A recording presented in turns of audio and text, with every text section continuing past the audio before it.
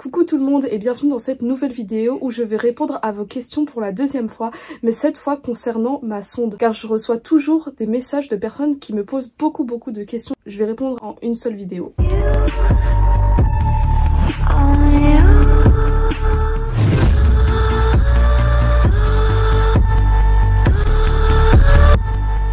Pour les personnes qui ne savent pas ce que c'est, je parle bien sûr de sonde d'alimentation. Ça permet une nutrition artificielle et étant donné que ça passe par le système digestif, on va parler de nutrition entérale. Alors c'est un dispositif médical qui est prescrit dans certains cas, ça dépend des pathologies, lorsque l'état de santé d'une personne ne permet plus une nutrition orale normale ou suffisante.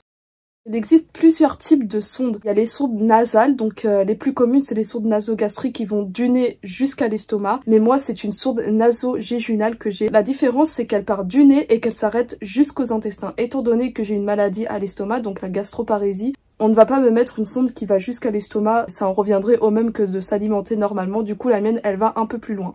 En principe, lorsqu'une sonde nasale doit être finalement gardée pour une très longue période, voire à vie, on placera alors une sonde qui passe directement dans le ventre. Pour les personnes ayant une sonde nasogastrique, on mettra alors une gastrostomie, donc on va venir trouer le ventre et placer une sonde qui passe directement dans l'estomac. Ensuite, ça fonctionne de la même façon, sauf que c'est beaucoup plus discret. Pour les personnes ayant une sonde nasogéjunale, on va venir placer une géjunostomie. Ou alors, si elle passe dans l'estomac et finit dans les intestins, ce sera une gastrogéjunostomie. Après, il existe des boutons de gastrostomie, donc comme vous pouvez le voir sur la photo à droite. Bon, je m'y connais pas du tout sur ce sujet-là, ce que je vous dis c'est juste par expérience. Moi, je m'y connais vraiment que sur les sondes nasales. Tout ce qui est dans le ventre et tout, j'ai jamais eu, donc voilà, j'ai pas envie de dire de bêtises. Petit fait personnel, je suis une personne qui de base ne se pose pas plein de questions. Du coup, la première fois qu'on m'a dit que j'allais avoir une sonde, eh bien les seules questions que je me suis posées, c'était est-ce que ça va faire mal qu'on va me la mettre et est-ce que la sonde va faire mal quand je l'aurai. Bref, donc c'est parti pour répondre à vos questions. Première question, la sonde t'a-t-elle fait mal lorsqu'on te l'a placée pour la première fois ? Alors, la première fois que j'ai eu une sonde, ce n'était pas une sonde nasogéjunale, c'était une sonde nasogastrique. Je me souviens encore parfaitement lorsqu'on me l'avait mise, l'infirmier était en train de l'enfoncer et ça me chatouillait énormément le nez, j'arrêtais pas d'éternuer, ça passait pas du tout. Alors il a pris une sonde qui était beaucoup plus fine, donc c'est le calibre que vous voyez sur cette photo, c'est celle qu'on met pour les bébés, et là c'est passé sans problème, c'était pas du tout douloureux. Après ça, je m'attendais à ce que ce soit gênant au quotidien, mais en fait non, je me suis habituée vraiment très vite, et ensuite c'est comme si j'avais même plus de sonde, je sentais absolument rien. Donc non, ça ne faisait pas mal lorsqu'on m'avait placé la sonde pour la première fois, c'est juste que c'était vraiment très désagréable, mais ça allait. Deuxième question, est-ce que c'est douloureux une sonde? En principe, non, ce n'est pas du tout douloureux une sonde. Après, peut-être à long terme, je sens un peu que ma gorge ne supporte plus très bien. Mon calibre, il est vraiment très gros, je crois que c'est l'un des plus gros calibres. Ça me fait mal pendant un certain temps dans le nez, après ça me fait mal pendant un certain temps dans la gorge. Ensuite, comment est-ce qu'ils t'ont mis la sonde? Alors déjà, pour les sondes nasogastriques, elles se placent sans aucune anesthésie, elles sont très faciles à mettre et très faciles à enlever. Personnellement, durant certaines de mes hospitalisations, les soignants me laissaient carrément mettre la sonde toute seule. Au bout de la sonde, ils mettent un lubrifiant pour que ça passe mieux dans le nez, pour pas que ça irrite. Et ensuite, ils l'enfoncent et en même temps, on doit avoir une certaine position. Alors des fois, il y a des infirmiers qui me disent que je dois garder la tête baissée et d'autres qui me disent de plutôt monter la tête. Le plus compliqué, c'est au niveau de la gorge, car il faut pas qu'elle aille du mauvais côté, mais de toute façon, si elle passe dans la trachée, ça se sent tout de suite. Je dois déglutir, comme si j'avalais un aliment pour que la sonde passe du bon côté et qu'elle n'aille pas dans les poumons. Une fois que c'est bien allé dans l'œsophage, et bien là ça passe vite. Ensuite elle s'arrête dans l'estomac. Après ils font un test avec la seringue et si on sent bien l'air, c'est bon, c'est qu'elle est bien dans l'estomac. Par contre la sonde nasogéjunale c'est différent, étant donné que c'est une sonde qui va après l'estomac, ça ne se place pas à l'aveuglette comme ça comme pour les sondes nasogastriques. Il faut faire une anesthésie générale avec surveillance fibroscopie. Pourquoi? Parce que pour accéder à la zone qui est juste après l'estomac, ce n'est pas facile. Si on veut placer une sonde nasogéjunale directement comme ça, elle va plutôt avoir tendance à s'enrouler dans l'estomac. Sachant en plus que le passage juste après l'estomac n'est pas facile d'accès et dans mon cas, le sphincter reste fermé, ce qui rend les choses encore plus compliquées. L'anesthésie générale, je rappelle qu'on est complètement endormi. On m'a fait passer un endoscope par la bouche. C'est un appareil avec une caméra au bout. Et en même temps, ils enfoncent la sonde par le nez et ils regardent avec la caméra si elle passe bien après l'estomac. Il faut programmer une hospitalisation, programmer un bloc, d'où le fait qu'il faut toujours faire très attention qu'elle ne s'enlève pas. Quatrième question. Lorsqu'il n'y a aucune complication, à quelle fréquence dois-tu changer de sonde? Alors ça, j'en ai aucune idée parce que en fait, j'avais jamais fini un mois sans vomir ma sonde. À chaque fois que j'ai une sonde, on me la change beaucoup trop de fois. Alors je sais pas trop. Tout ce que je peux dire, c'est que lorsque j'avais ma sonde nasogastrique, quand c'était plus supportable, eh bien on me l'a changée. Ça peut même se changer toutes les semaines, il n'y a vraiment pas de problème là-dessus. Par contre, pour les sondes nasogéginales, il n'y a pas de précaution, mais le mieux c'est que si tout se passe bien avec, si on rencontre aucun problème, de ne surtout pas y toucher. Comment tu te nourris et bois par la sonde? Alors, ça je l'ai déjà montré plusieurs fois dans d'autres vidéos, mais pour vous expliquer, à cette sonde, eh bien, il faut brancher de la nutrition. Ce n'est pas de la nourriture mixée, ce n'est pas de la vraie nourriture. Il y a beaucoup de personnes qui pensent que je mixe de la nourriture et je la mets dans les poches et je l'avais passée par ma sonde. Alors non, ça ne marche pas comme ça, je vais pas mixer tout et n'importe quoi et me la faire passer, là c'est clairement me rendre malade encore plus. Ça risque énormément de la boucher parce qu'au bout de la sonde, c'est des petits trous et passer de la nourriture mixée, ça va avoir une texture de vomi. Après les liquides c'est différent. Si par exemple je veux me faire passer une tisane dans ma sonde, oui c'est possible parce que ça a la texture de l'eau. Alors c'est ça qui va me servir de nourriture, c'est de la nutrition médicale qui est spécifique, il y a plusieurs modèles et c'est adapté en fonction des patients. On retrouve dedans toutes les vitamines et tous les nutriments nécessaires qu'on pourrait retrouver dans un plat normal. Donc, tout ce qui est essentiel pour notre corps, tout ce qui va nous maintenir en forme. Du coup, je vais vous montrer les composants de cette nutrition. Destinée à des fins médicales spéciales, nutrition complète par sonde hypercalorique, donc 1 kilocalories par millilitre, hyper protéiné, sans fibres, sans gluten, sans lactose, et ça convient à tout le monde. Voilà les calories, donc je m'y connais pas trop. Ensuite les ingrédients, voilà ce que beaucoup de personnes me demandent, de l'eau, des protéines.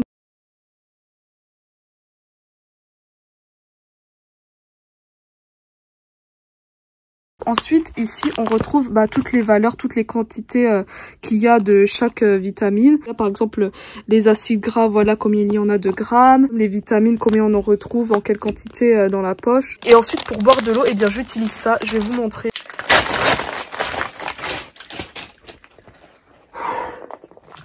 Alors pour boire de l'eau, encore une fois c'est avec le docteur qui va m'adapter les doses. Donc moi j'ai 500 ml par jour, c'est de l'eau normale que je mets ici. Et ensuite je vais venir la connecter avec une tubulure. Ensuite je viens le mettre sur mon pied à paire parce qu'il faut toujours que ce soit en hauteur parce que ça se passe avec la gravité. Avec la tubulure je branche à ma sonde, j'aurai plus qu'à ouvrir ici et à régler le débit donc avec le petit robinet ici. Donc ça passe petit à petit. Alors pour m'alimenter du coup j'utilise une tubulure simple. Alors je précise que lorsque j'avais deux poches qui passaient dans la journée, ces deux poches là, j'avais une tubulure qui avait deux bouts. Donc comme ça en fait je plaçais un bout ici et ça allait passer en même temps. Donc le branchement est assez simple, c'est pas quelque chose qui est compliqué à faire. Qu'on m'a mis la nutrition à la maison, au début j'avais accepté qu'il y ait un infirmier qui vienne à la maison et les diététiciennes qui m'avaient ramené tout le matériel m'ont dit est-ce que tu souhaiterais être formée dans les cas où tu voudrais mettre ta nutrition seule. J'ai dit oui, elles m'ont expliqué absolument tout, elles m'ont expliqué comment ça fonctionnait, ensuite j'ai dû refaire les gestes et j'ai absolument tout compris en une séance. Maintenant les gestes sont automatiques, c'est très simple, il n'y a pas de raison de se tromper, ça ne nécessite pas forcément un infirmier. Donc comme je vous ai dit au début il y avait un infirmier qui venait à la maison, mais en fait cet infirmier il n'était pas habitué aux nouvelles machines, il savait pas du tout faire son travail, c'était toujours moi qui devais tout lui montrer. Il oubliait de rincer, il oubliait de purger, il oubliait de fermer les poches de l'eau, il oubliait même d'effacer les contenus d'avant, bref c'était pas possible. Je lui avais demandé si je pouvais continuer toute seule mes soins car ce serait beaucoup plus pratique. Il a accepté, depuis voilà j'ai plus de problème. Là ça nécessite obligatoirement une pompe. Pourquoi? Parce qu'il y a des dosages, il y a plusieurs débits en sorte que ça passe pendant telles heures. Donc moi le débit c'est 50 ml par heure, donc ça fait toute la nuit. Par exemple il y en a ça doit passer plus rapidement, il y en a ça doit passer plus lentement. Donc là je suis en train de purger, donc c'est pour éviter qu'il y ait de l'air. Là vous voyez c'est en train de passer dans toute la tubulure, ça va s'arrêter automatiquement ici. Bref je vais pas faire en détail le branchement de la machine. Pour les nombreuses personnes qui me demandent est-ce que c'est possible de s'alimenter par la bouche lorsqu'on a une sonde? Alors oui, c'est tout à fait possible. La nutrition par sonde n'empêche pas une nutrition orale. Après, ça va vraiment dépendre des pathologies. Ensuite, on m'avait demandé est-ce que la sonde me faisait prendre du poids? Alors oui, la nutrition entérale fait beaucoup prendre de poids. Avec le docteur qui me suit et les diététiciennes, on adapte par rapport au poids. Le but, c'est pas que je sois en surpoids. Du coup, en fait, plus ils voient que mon poids il monte, plus ils adaptent les doses pour que je sois à un poids stable. Au début, lorsqu'on m'a placé la sonde nasogéginale, j'étais vraiment très amaigrie, très faible. J'étais en dénutrition. j'avais ces 2 poches de nutrition qui passaient. Donc là, on a 1500 millilitres, ça correspond à beaucoup de calories. En 2 mois, j'ai repris beaucoup de poids. Et bien, on a diminué les apports. Du coup, j'étais plus qu'à 1 litre. Et ensuite, ça m'a encore fait prendre du poids. Alors, quand ils ont vu que j'étais enfin à mon poids de forme, donc à un poids normal, et bien, on a encore baissé les apports caloriques. Et je suis passée à un demi-litre. Mais une fois que je suis pas alimentée et hydratée, comme là par exemple, je peux bien sûr rester en étant débranchée. Après, j'ai pas d'horaire fixe pour la brancher. C'est pas parce que c'est le repas du midi que je vais devoir me brancher, c'est pas parce que c'est le repas du soir. Non, ça marche pas comme ça, étant donné que ça prend des heures et des heures avant que la poche finisse par passer. Il m'arrive des fois de la faire passer la journée quand la nuit j'ai pas encore fait passer. Et voilà. Donc en fait, je me branche un peu quand je veux, tant que c'est branché, tant que j'ai respecté les doses quotidiennes. Pour sortir, je vais pas me traballer avec ça dehors, j'ai un sac spécial. Donc voilà, on utilise un sac qui est adapté pour transporter le matériel. Je vais vous montrer en détail. J'enlève la pompe, il suffit de tourner ici. Alors ensuite je mets la pompe, donc là il y a un emplacement spécial pour ça. Et là il y a un emplacement pour mettre les poches de nutrition. Donc voilà, il y a même un trou pour que ça rentre. Faut faire attention, ce qui est pas pratique avec les sacs, c'est qu'il y a facilement des plissures et ensuite ça provoque des occlusions. Donc ça fait boucher, tout ça, c'est assez pénible. Donc ensuite il y a une ceinture pour bien fixer la nutrition. C'est beaucoup plus pratique avec une poche parce que d'habitude j'avais les 2 poches, ça rentrait pas du tout. Et c'est vraiment très discret. Après ici on a un trou pour faire sortir la tubulure. Et on a aussi ici pour la fixer, par exemple pour éviter qu'elle pendouille un peu partout. Ensuite il y a des poches ici par exemple pour mettre les seringues, le matériel médical et tout ça. Ça se porte soit sur le dos, donc voilà, ou sinon on a aussi une autre manière. Donc là on a une petite, on a ça pour pouvoir la porter un peu comme on veut, comme ça ou comme ça. Est-ce que tu as la sensation de faim? Ça dépend. Alors au début, non, je n'avais pas du tout faim. Mais par contre, plus on baissait les apports caloriques, plus j'avais faim. Je ressens la faim. Oui, il m'arrive souvent d'avoir faim, comme tout le monde. Tu n'as pas cette sensation de bouche sèche comme l'eau ne passe pas par ta bouche. En fait, il y en a beaucoup qui pensent parce qu'il n'y a rien qui passe par la bouche, on aura forcément soif. Tant que mon corps est hydraté, qu'importe de quelle manière. Par exemple, il m'est déjà arrivé de rester en étant hydraté que par perfusion. Donc rien qui passait par ma bouche. Même de cette manière, j'avais pas soif. Et oui, je peux avoir une sensation de bouche sèche comme là depuis tout à l'heure, je fais que parler. Ensuite, il y a une autre question que beaucoup de personnes me demandent et je sais absolument pas pourquoi, parce que la réponse paraît pourtant logique. Est-ce que, dû à ce moyen de nutrition, tu fais tes besoins comme tout le monde ou c'est différent? Alors oui, je fais mes besoins comme tout le monde. Faut bien que tout ce qui rentre finisse par ressortir. Faut bien que mon corps il élimine toutes ces poches de nutrition. Vous imaginez si mon corps il devait garder ça, c'est impossible. C'est juste que moi ça fait pas le parcours classique du système digestif. Ça passe pas par l'œsophage puis l'estomac. Moi ça va sauter toutes ces étapes et ça va atterrir directement dans mes intestins. Mais après le fonctionnement il va être normal, ça va se transformer en sel, en urine et ça va s'évacuer.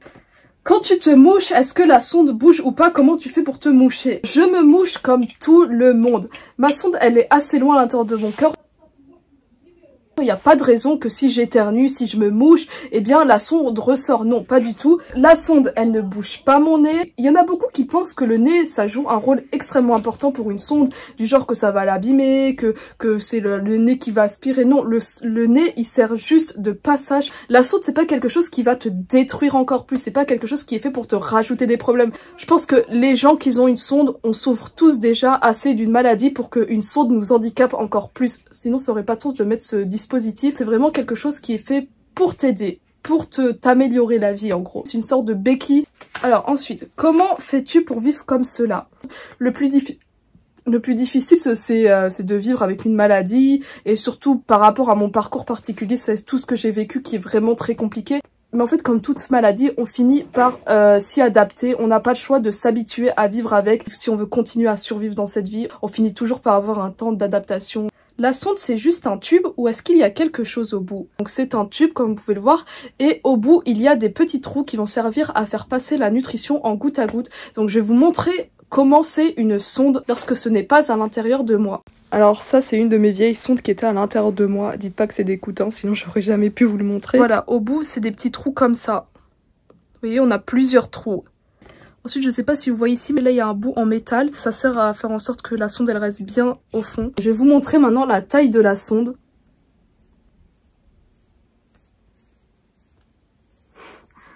Voilà, c'est très très grand. Donc là, je vais faire tenir la sonde ici. Et ensuite, Elle va jusque là. Je fais 1,52 m, donc la sonde elle fait carrément toute ma taille.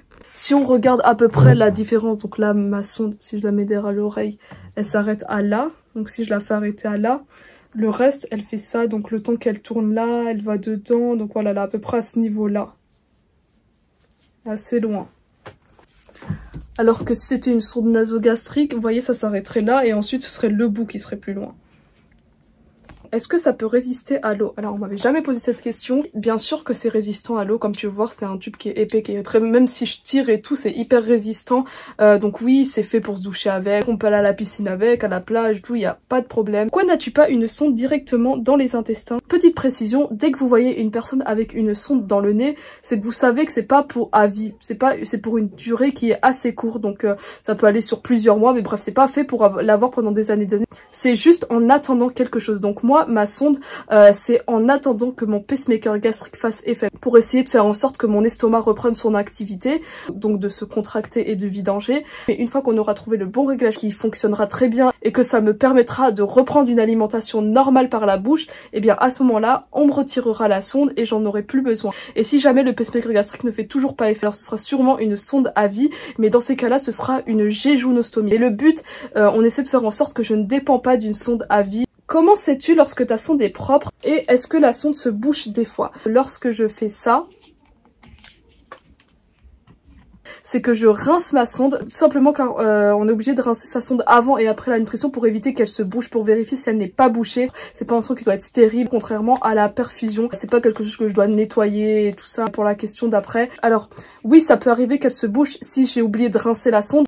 Dans ces cas-là, il faut que j'insiste avec l'eau. Si ça marche pas, je mets de l'air. Si ça marche pas, encore une fois, j'ai des petites seringues. Donc ça, c'est des seringues de 60 ml. Mais sinon, j'ai des seringues de 10 ml. Et avec ça, en fait, vu que c'est petit, ça envoie plus de pression.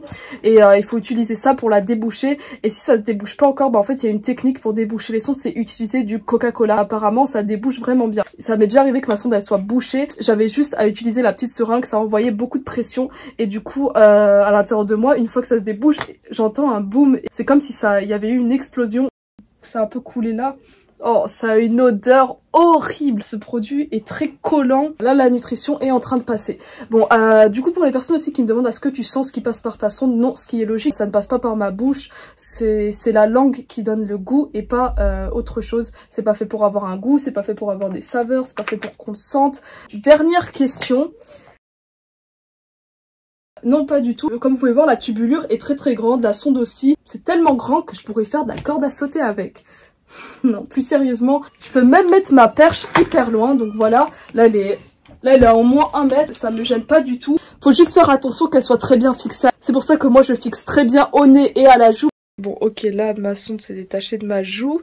Mais sinon voilà la longueur que ça fait. Donc vous voyez, en fait ça fait toute la taille de mon lit, même un petit peu plus. Voilà, j'espère avoir fait le tour des questions. À la prochaine!